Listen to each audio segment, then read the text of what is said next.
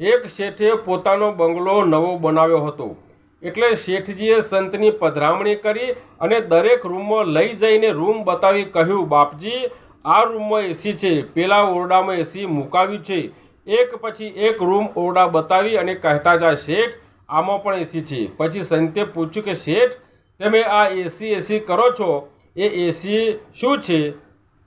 સંત બહુ ભોળા હતા કે બાપજી, બંગલો ઠંડો કરવાનું મશીન છે, એને ચાલુ કરીએ એટલે રૂમ ટાઢો થઈ જાય એમ. બહુ સરસ.